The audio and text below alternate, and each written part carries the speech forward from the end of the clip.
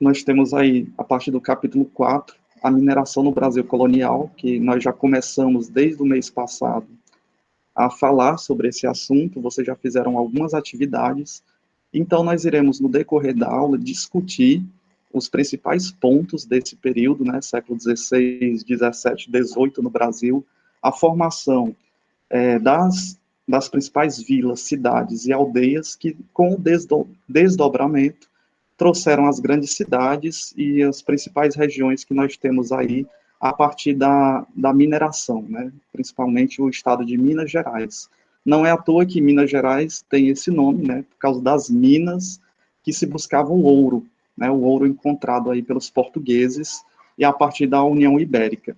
Lá na página 60, vocês que estão acompanhando aí o livro, sempre tem essa discussão nos livros de história, uma atualização. O que é que significa esses grandes empreendimentos trazidos pelos portugueses, pelos colonos, e também uma reflexão interdisciplinar, onde se é demonstrado também a preservação à natureza. Né? E aí vocês veem a grande tragédia que ocorreu na cidade de Minas Gerais, nas regiões de Minas Gerais, nos últimos tempos, justamente por causa da devastação humana das grandes empresas, dos grandes comércios que não se importaram com o meio ambiente. Né? Então, vocês ali já tem uma região totalmente devastada, e no início do slide, vocês podem perceber também essa figura característica aí dos negros africanos, né? A grande quantidade de escravos trazidos da África para a exploração desses minérios recém-encontrados.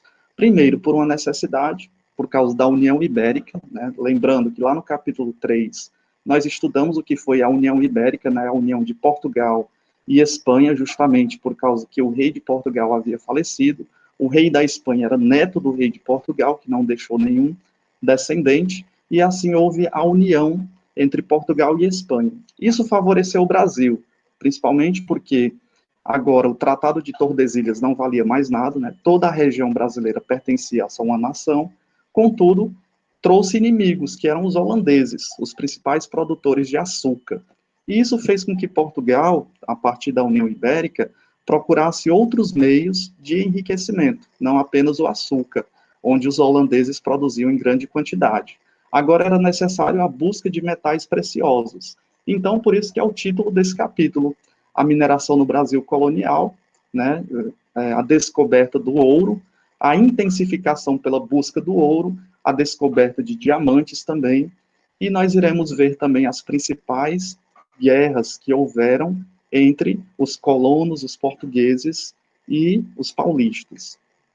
E aí, nessa imagem que vocês estão acompanhando, impactos ambientais da mineração, nós temos justamente as grandes tragédias ambientais, né? Vocês podem perceber aí na cidade de Brumadinho, em Minas Gerais, recentemente, no ano de 2018, foi 2019, se não me engano, o livro também traz outra região de Minas Gerais, causado também pelos impactos ambientais, onde a devastação é trazida pelas grandes empresas que não têm nenhuma preocupação de preservar as principais regiões, e isso causou muitas mortes e devastações. Não diferente dos dias atuais, no processo de mineração no século XVI, XVII, XVIII no Brasil, aconteceram da mesma forma essas grandes intensidades de busca pelo metal precioso, sem se preocupar com as regiões, com as florestas e com os habitantes, né, principalmente os indígenas,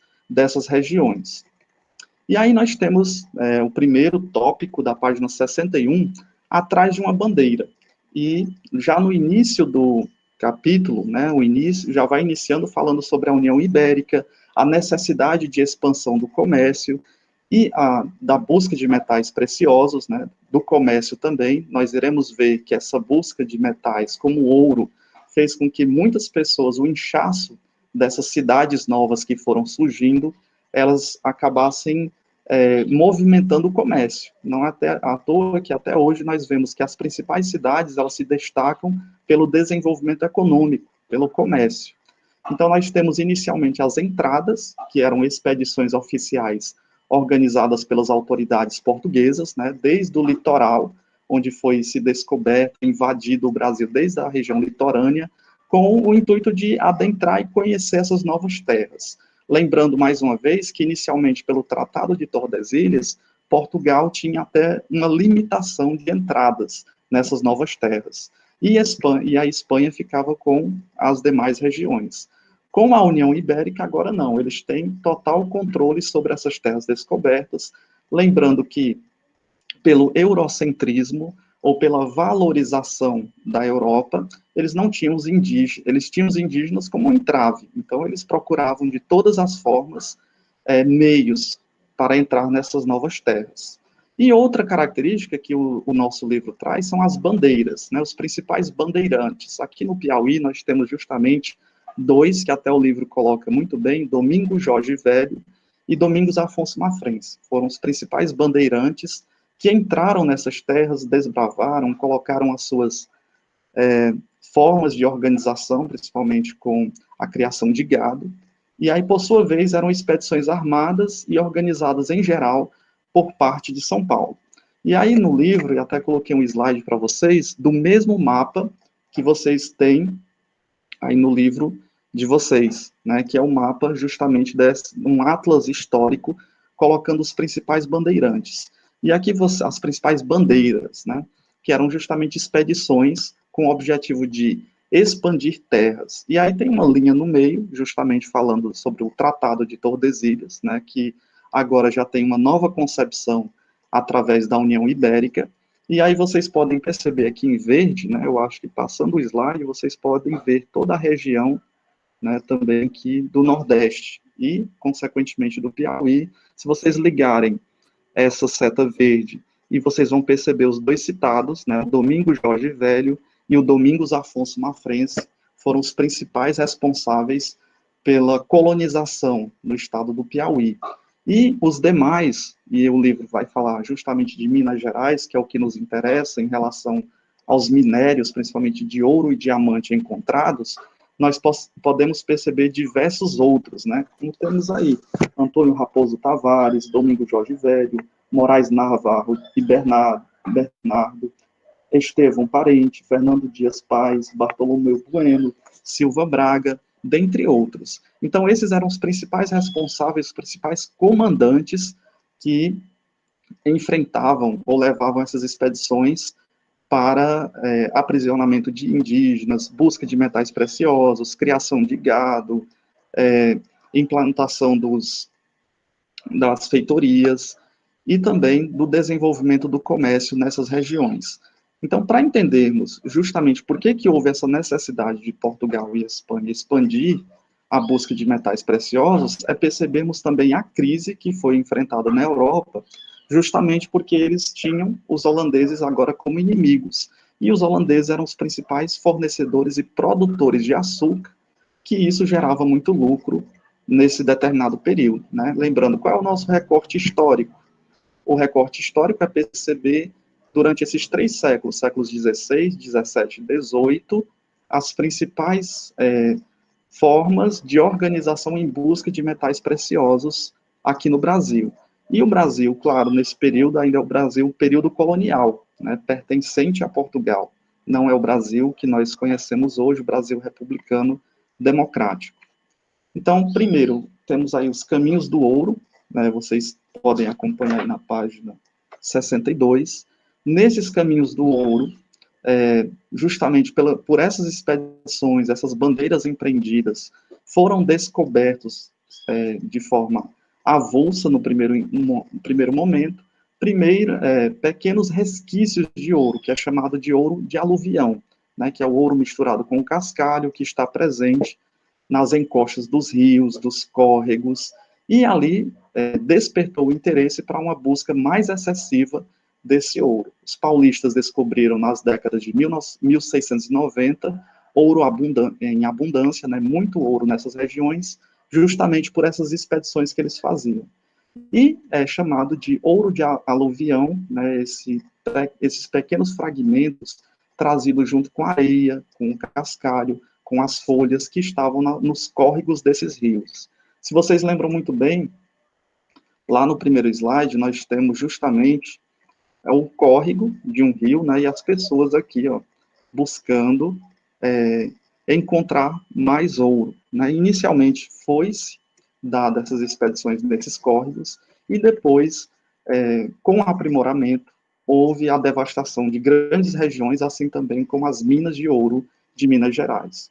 Alta taxa demográfica, né, se existe ouro em determinada região, é natural que as pessoas das demais regiões que ouçam essa história vão para lá, a busca desses recursos, e isso trouxe um surto urbano terrível, né, as pessoas ficaram com péssimas condições de trabalho, não tinham alimentos para sobreviver, e também os portugueses precisavam de uma mão de obra técnica, né? Pessoas que conseguissem trazer proveito nesses recursos de ouro. E aí eles trouxeram os africanos, né, os escravos africanos que trabalhavam nas plantações da cana-de-açúcar para a produção de açúcar, agora eram justamente utilizados para as técnicas de procura do ouro, né? A procura do ouro nos sentidos muitos que haviam, nas necessidades muitas que haviam nessa região.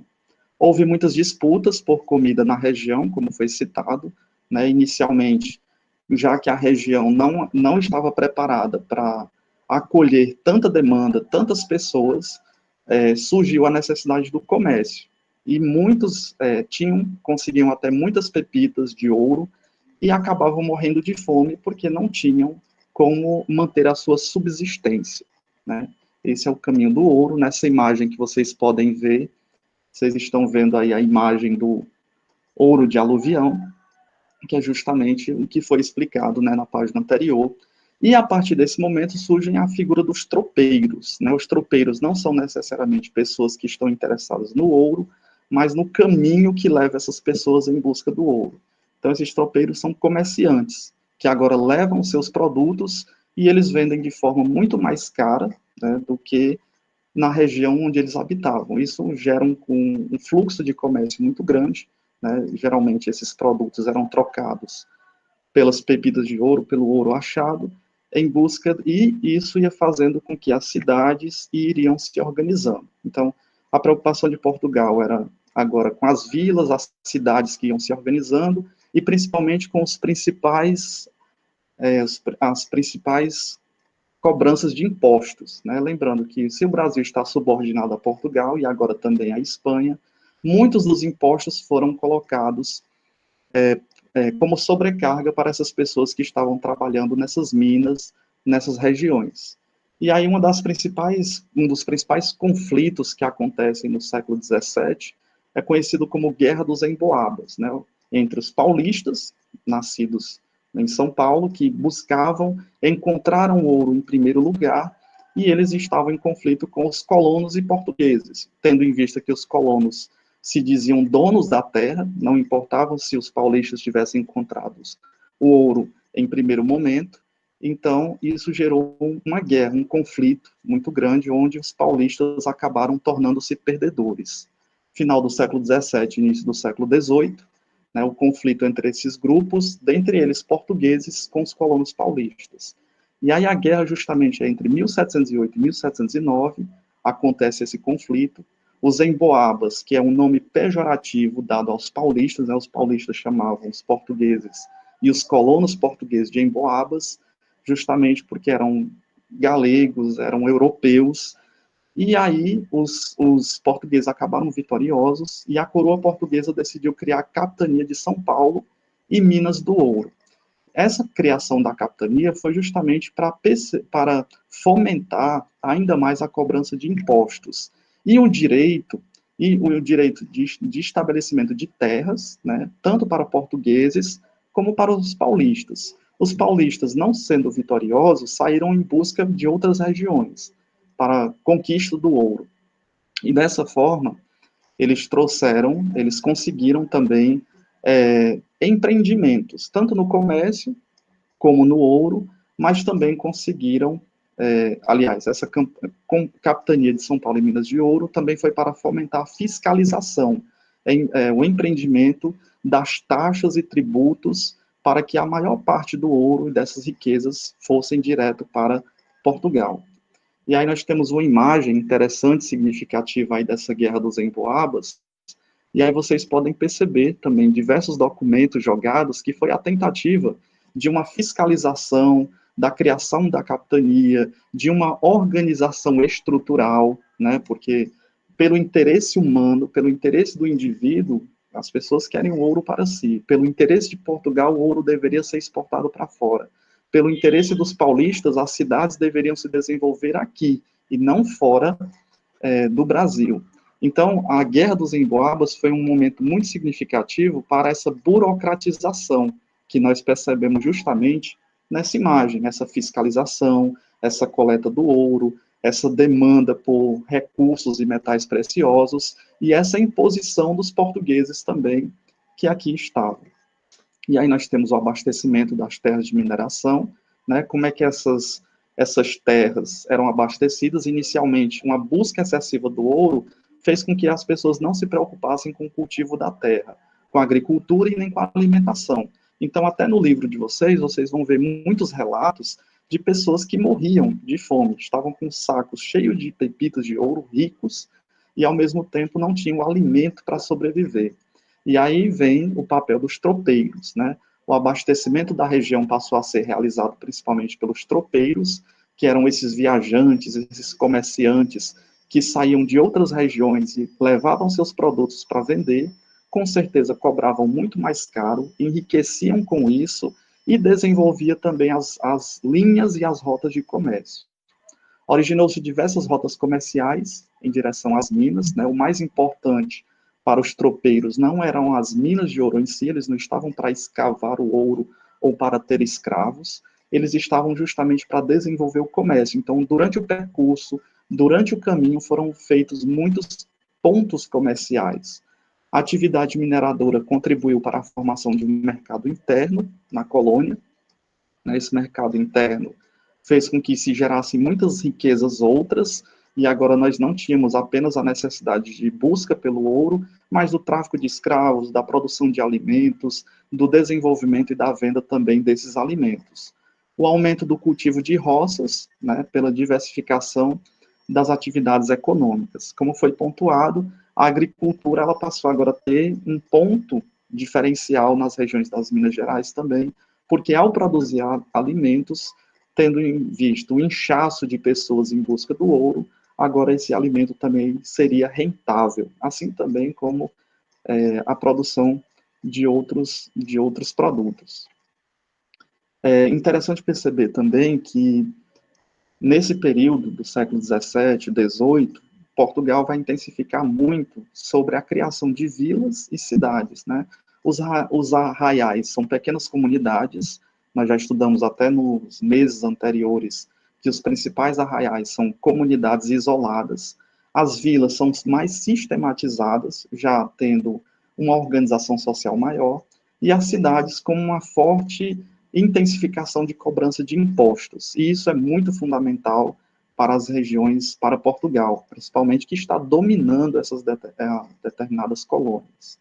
As funções variam de acordo com a atividade econômica exercida em cada região, principalmente em Minas Gerais, que nós temos a produção em excesso, a escavação em excesso do ouro, né, dos metais preciosos. Então, nós não podemos pensar os arraiais, vilas e cidades de forma homogênea, mas de forma heterogênea. Cada região do Brasil vai desenvolvendo a partir de suas relações econômicas, ou seja, com a criação do gado, ou com a produção do açúcar, ou com a mineração do ouro, no caso de Minas Gerais. A ocupação do interior intensificou a expansão pecuária, né, principalmente para o desenvolvimento do comércio, da produção da carne, né. As aldeias e povoados surgiram no caminho dos tropeiros, né, os tropeiros, já que esse comércio estava expandindo, agora as pequenas aldeias, os pequenos povoados surgiram a partir da pontuação desse comércio. E a partir daí foram surgindo as grandes cidades, né? As cidades que foram desenvolvendo tanto pela extração do ouro, como também pelo caminho, pelo percurso que foi se desenvolvendo através dessa, dessa, dessa necessidade do comércio. Nos arraiais não existiam autoridades oficiais. Então, como eu coloquei para vocês, os arraiais vão surgindo como pequenos povoados, depois vêm-se as vilas como uma estrutura maior, e, consequentemente, nós temos a criação das grandes cidades, que muitas cidades, elas permanecem até nos dias de hoje, né? Graças a esse processo aí de desenvolvimento, de aplicação, do aprimoramento do comércio e também da busca por esses materiais necessários. A fiscalização real, vocês podem perceber aí na página 65, né? Qualquer dúvida, se vocês tiverem qualquer dúvida, vocês podem ir digitando aí acima, né? Nós temos as principais dúvidas, e exatamente, né? Uma preocupação aí, abrindo um parênteses, a preocupação é justamente com os demais. Então, essa aula está justamente sendo gravada, né? Depois ela vai ser gerado um link, e aí eu vou disponibilizar lá no Classroom, porque aí os demais alunos, as demais pessoas que não têm acesso à internet, não puderam assistir a aula, vocês poderão ver posteriormente. Então, ela está totalmente sendo gravada, né? Vai aparecer apenas os slides, a narração, né, aqui dessa aula. E espero, como o retorno das aulas iniciou-se agora, a proposta é toda quarta-feira nós termos aula de história aí no segundo ano, né? No terceiro ano nós teremos na quinta-feira e no segundo ano pela quarta-feira. Então, nós iremos até às 11 horas. Lembrando que você pode digitar aí qualquer questão, dúvida, né?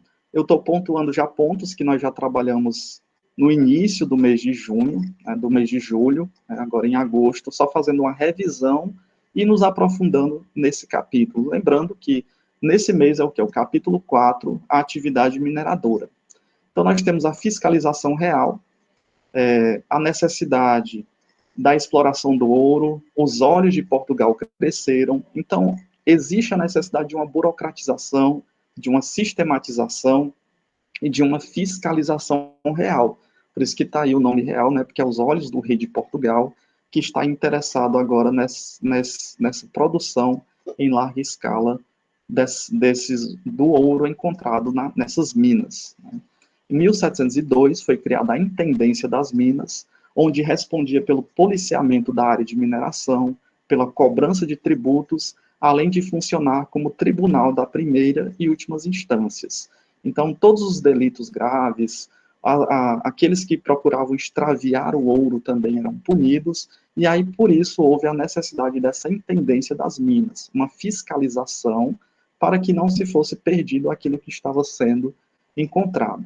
Em 1720 foi criada a Capitania das Minas Gerais, com o intuito de manter a lei e a ordem na atividade mineradora. Né? Mais uma vez, em 1702 houve essa iniciativa, 18 anos depois, 1720, já se vem uma lei para impor, né, para manter a ordem na atividade mineradora. Tendo em vista que muitos buscavam, não tinha uma sistematização de regra, quem prevalecia eram justamente os mais ricos, os mais poderosos, aqueles que tinham o maior número de escravos, praticamente, e em 1720 vem essas capitanias das Minas Gerais com o intuito de melhorar essa busca, essa extração do ouro. As formas de arrecadação de tributos, elas vão variando com o tempo, né, e vocês podem ver lá no livro de vocês, tem 3 formas como arrecadar os tributos, né, os tributos em relação àquilo que foi explorado. Primeiro, nós temos o quinto, que é 20% de tudo aquilo que você produziu, de tudo aquilo que você extraiu, 20% deve ir devidamente para Portugal, porque você está submetido a isso. Foram criadas também as casas de fundição, que eram justamente transformar essas pepitas de ouro em barras com o selo de Portugal, e assim ficaria muito mais difícil de extraviar esse ouro, já que ele estava selado, estava organizado, estava burocratizado, né? Então agora nós temos uma organização mais elaborada por meio de Portugal, e nós temos o sistema de captação, né, que era uma cobrança de imposto por cabeça de escravo. Então, se você possuía 10, 15, 20 escravos, você tinha que pagar um imposto por cada cabeça de escravo. E ainda mais, se você não tivesse nenhum escravo, era cobrado também a derrama. que era justamente você tinha que pagar impostos por aquilo que você produziu. Então, nós vemos aí Portugal com os olhos cada vez maiores crescendo por causa da exploração desse ouro e justamente organizando e sistematizando uma forma de arrecadar muitos lucros, né? Então, se você começa a produzir, a extrair muito ouro, também você vai ter que pagar altos impostos para Portugal. E aí, então, vocês podem ver que a fiscalização real é justamente o olhar, né, o olhar da metrópole Portugal sobre os metais preciosos que eram produzidos aqui no Brasil. A, concomitantemente ao ouro, né, depois foram descobertos os diamantes, voltando aqui para a nossa sala, só perguntando aqui como está o áudio e o vídeo, né? Como é que está o retorno aí, se dá para ouvir, se estão vendo direitinho os slides, principalmente as principais figuras, né? Algumas figuras eu retirei do livro, outras figuras eu anexei da internet também. Vocês podem pesquisar, procurar filmes também, filmes que retratam sobre esse período, porque é um período de guerras, é um período de batalhas, é um período de grandes transformações na sociedade brasileira, que vocês vão prestando atenção como é que o nosso Brasil vai sendo organizado através de interesses, né? Interesses políticos, interesses econômicos, organização de vilas, cidades, e arraiais, né, os arraiais que viraram vilas posteriormente se transformaram em cidades, e os conflitos, né, entre os indígenas, entre os europeus, e principalmente também entre os africanos, que foram usados de diversas formas para a extração tanto do ouro como dos diamantes, né? Então nós estamos aí na exploração dos diamantes. As primeiras descobertas de diamante ocorreram na atual cidade de Diamantina, por isso que a própria cidade recebe esse nome, né, Diamantes, em Minas Gerais. E o próprio estado de Minas Gerais recebe esse nome por causa do grande encontro de ouro, né, muito ouro que eles encontraram nessas regiões, e aí eles chamaram, olha, lá são as Minas Gerais, onde tem muito ouro, no ano de 1729. Em 1734, o governo metropolitano, ele cria esse distrito diamantino com a mesma obrigação, com a mesma força, aliás, com o mesmo intuito, né, de fiscalizar os diamantes que estavam sendo encontrados e também de colocar uma fiscalização que beneficiasse Portugal. Então, todo ouro encontrado a partir de, todo diamante encontrado a partir de 1734, sendo também um metal precioso, né, sendo um metal precioso, deveria ser enviado também para a metrópole. Em 1740, o sistema foi substituído pelos contratos de monopólio, concedeu o direito de exploração por tempo determinado a um explorador. Então, aqueles que encontravam o diamante tinham um tempo determinado, organizado pela coroa, por Portugal. Então, você poderia, durante um ano, durante 2 anos, explorar aquela terra. E aí, depois, o contrato era renovado ou não renovado com outros exploradores de diamante, principalmente aqueles que tinham mais recursos. Lembrando que os escravos não eram apenas para estarem no trabalho pesado, mas também eles tinham uma técnica de organização que era muito mais vantajosa do que se colocar os próprios indígenas, que não tinham essa necessidade de explorar esses metais preciosos. A sociedade mineira, né, como é que estava organizada a sociedade? Quem eram essas pessoas que compunham as regiões de Minas Gerais, né? Nos núcleos urbanos, ou seja, nas cidades, havia um grande número de artesãos profissionais liberais, funcionários da coroa, escravos e ex-escravos, o que tornava mais socialmente, mais diversificada que o Nordeste açucareiro. Nesse período, né, já que pela produção de açúcar, pelo Brasil colonial anterior, né, nos séculos 15 e 16, nós vemos que não havia uma mobilidade social. Então, a pessoa que nascia em uma determinada função, a tendência dela era que seus filhos, seus netos e toda a sua geração permanecesse na mesma profissão. A partir da sociedade mineradora, né, do encontro de metais preciosos, houve uma diversificação. E aí muitos historiadores pontuam que houve uma mobilidade social, ou seja, aqueles que nasceram como comerciantes, poderiam ser exploradores de ouro, poderiam exercer outras funções dentro da cidade, porque agora os núcleos urbanos estavam maiores, e estavam surgindo novas necessidades, né? Necessidades de artesãos, profissionais liberais, funcionários da coroa, escravos e também ex-escravos, que eram aqueles que tinham condições de pagar a alforria, né, comprar a sua própria liberdade, e esses ex-escravos começavam a trabalhar naquilo que era ofertado, né, para a sua sobrevivência. E aí nós iremos ver também as diversas formas de escravos, não existia um só tipo de escravo, né, eram colocados aí como 3 tipos de escravos que se diferenciavam no seu trabalho executado na sociedade. Então, nós temos a elite mineradora, que é a camada intermediária, e a população livre. Então, a sociedade mineradora, mineira, do século XVII, do século XVIII, está justamente composta dessa forma, né?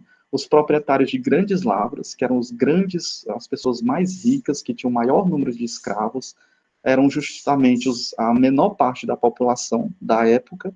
Os altos funcionários, né, que não se chegava nem perto à riqueza desses altos funcionários aos grandes proprietários, né, o proprietário tem grandes extensões de terra, ele tem um domínio muito grande sobre as lavras, sobre aquilo que é produzido nessas terras, a extração do ouro, a extração dos diamantes, a produção agrícola também, a produção do açúcar, porque o açúcar não perdeu a sua importância, mesmo a Holanda dominando as grandes regiões, o açúcar ainda era produzido, mas em menor quantidade. Agora, o foco principal era o ouro e os diamantes, os metais preciosos encontrados, e os grandes comerciantes. Então, nós temos aí esses 3 pilares da sociedade como pessoas que estavam em desenvolvimento econômico excessivo, né? Eles tinham um grande capital em suas mãos, uma grande quantidade de poder, né, de riqueza econômica.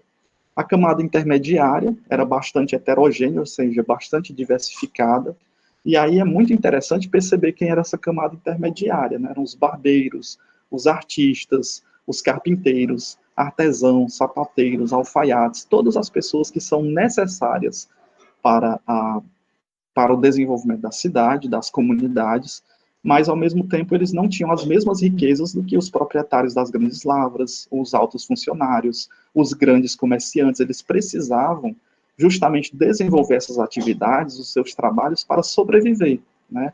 E, por último, né, não diferente, as pessoas livres, pobres, eles realizavam trabalhos ocasionais, né? Tinham os brancos, né, que nem todas as pessoas conseguiram desenvolver economicamente, na sua maioria também os escravos alforriados, que compravam a sua liberdade, mas eles não tinham espaço na sociedade, né, eles não tinham trabalho para desenvolver, eles não poderiam ter terras, eles não poderiam ter riquezas, eles exploravam o ouro e os diamantes, mas não necessariamente eles eram donos dessa exploração.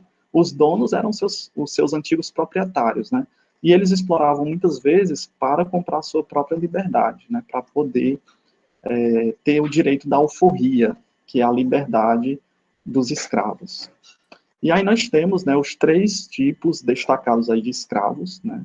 Escravos africanos compõem a maior parte da sociedade de Minas Gerais, pontual que pela vida muito dura, né, descalços e passando por todas as atividades mais brutas que a gente pode pensar, horas excessivas de trabalho, não necessariamente uma alimentação adequada, o sol escaldante, dentre outros perigos, a vida útil variava de 7 a 12 anos. Né? Então, você compra um escravo de 20 anos, ele vai durar de 7 a 12 anos na sua mão, por causa que o ritmo acelerado de busca de metais preciosos era uma coisa desumana, né? Mas para a época ali no século XVI, XVII e XVIII, era praticamente natural, né? Os escravos estavam justamente submetidos a isso.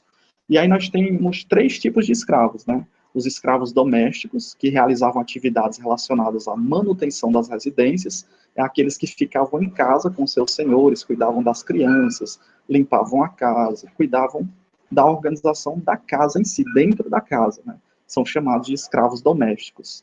Escravos de ganho trabalhavam em diversas funções remuneradas, justamente porque eles precisavam desse dinheiro para comprar sua alforria. Então, além do trabalho que eles exerciam com seus patrões, eles procuravam outros empregos com um ganho ínfimo, né, um ganho pequeno, para poder comprar sua liberdade. E, em terceiro momento, nós temos aí os escravos de aluguel, que eram alugados por terceiros para o desempenho de várias tarefas. Então, você comprou um escravo, ele já custou muito dinheiro, você agora quer render, que traga rentabilidade. Num processo ou num tempo que não se está precisando muito desse escravo, você aluga esse escravo.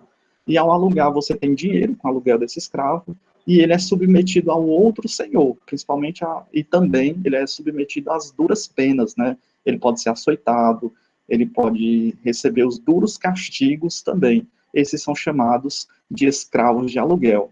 E aí fica a pergunta, né, para vocês, dos três tipos de escravo, na imagem que está aparecendo aí, que tipo de escravo é esse que apareceu nesse slide?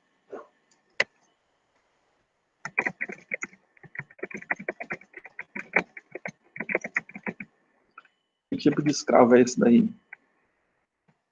Vamos voltando aqui, né? Já que nós temos aí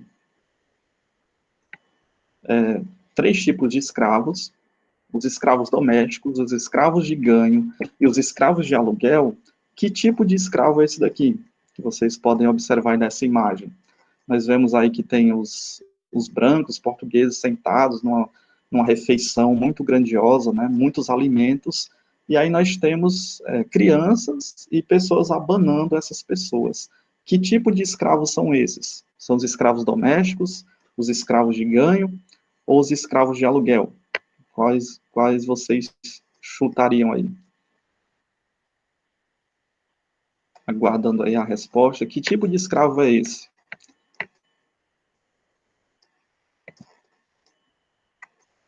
Nós temos aí, ó, vendo aí, principalmente havia uma luta muito grande para ficar nos melhores locais, para não se sofrerem tanto. Então, muitos dos escravos, eles lutavam por a sombra e água fresca. Nós temos os escravos de ganho, que trabalhavam em diversas funções remuneradas, e os escravos de aluguel. Mas conseguimos perceber, com certeza, que aí era o escravo, né, doméstico, aquele que ficava com seus senhores na casa e estavam ali, pelo menos, longe do sol escaldante, longe das duras penas da natureza, mas também sofriam várias punições, né, porque estavam dentro de casa, o trabalho era também muito árduo, muito intenso, né? E é isso. Então, na próxima aula, nós iremos dar continuidade aos gritos para a liberdade, né? Que escravos eram, quais eram as resistências que esses escravos tinham, né? Será que eles aceitavam de forma submissa? Será que eles estavam aceitando de forma tranquila todas essas punições ou esses trabalhos pesados que os portugueses, que os europeus impunham a esses escravos, principalmente na União Ibérica? E aí nós iremos perceber na próxima aula que muitas formas de resistência, né, principalmente as formas mais diversas possíveis, foram elaboradas por esses escravos, já que, como nós podemos perceber, esses escravos africanos, eles viviam de 7 a 12 anos, né? 7 a 12 anos, porque o ritmo de trabalho era muito acelerado e muito diversificado, né? Então, para a nossa aula de hoje, nós encerramos aqui com esses tipos de escravos. Deixa eu lembrar aqui a página, esses tipos de escravos, que é justamente na página 69. E aí, a partir da 69, né, no início da página 69, nós encerramos essa primeira parte, entendendo o processo de organização econômica do Brasil a partir da mineração, né, desses metais preciosos, vimos a busca do ouro e a busca dos diamantes, e também a organização dessa sociedade. E adentrando nos escravos, né? Quem eram esses escravos, como eles se organizavam. Então, a partir da próxima aula, nós vamos continuar da página 69, os gritos para a liberdade. Aliás, nós vamos encerrar hoje com esses gritos para a liberdade, e aí na próxima aula nós iniciamos justamente a religiosidade popular e na colônia. E aí vocês podem ver, né, as principais resistências que houveram. Claro, se você está sendo oprimido, subjugado, existe violência contra você, com certeza você vai formular estratégias para se libertar disso, né? Então nós temos a resistência negra, traduziu-se em rebeliões, violência contra os senhores ou seus representantes, pouco empenho no trabalho, formação de quilombos, né? Então, vai trabalhar, sim, eu trabalho, então ele vai criar um corpo mole, né? Ele vai trabalhar menos. Outros vão se organizar e formar quilombos, que são regiões onde vão morar só escravos fugidos, e ali eles vão ter uma resistência contra as práticas abusivas da escravidão. As práticas religiosas, que é o que a gente vai ver justamente na próxima aula, ao falarmos do sincretismo, né? As religiões africanas eram totalmente não eram aceitas pelos portugueses. Então, eles criaram uma estratégia de, ao ver um santo católico, por exemplo, São Jorge, ao ver essa imagem do São Jorge, eles atribuíam a outros deuses africanos, né? Outros orixás africanos. Os abortos, né? Os escravos, as escravas ficavam grávidas e elas viam que tanto os seus amigos e companheiros, como ela, estavam num momento muito difícil de suas vidas, de um trabalho muito excessivo, sem uma mínima condição de vida, então elas provocavam abortos porque elas não queriam que os seus filhos tivessem a mesma sorte que eles. Muitos também se suicidavam, né, não aguentavam as duras penas, principalmente no período da mineração, né, que se tinha que entrar em todos os lugares, combater indígenas, combater feras. Então, todos os empecilhos, tudo aquilo que dificultava a, a pegar o ouro, né, a extrair esse ouro, os escravos eram aqueles que estavam na linha de frente de batalha. Então, muitos acabavam também cometendo suicídio.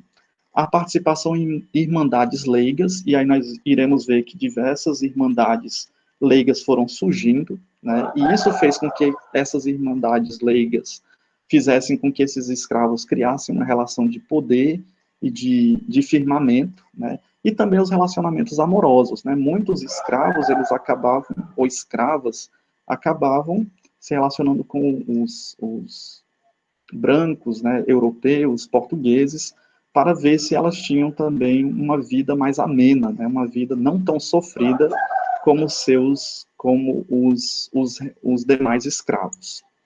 Então é isso. Hoje nós finalizamos esta aula de história, né, 11h04. Na próxima quarta-feira nós iremos dar continuidade a partir das 10 da manhã, a partir das formas de resistência, né?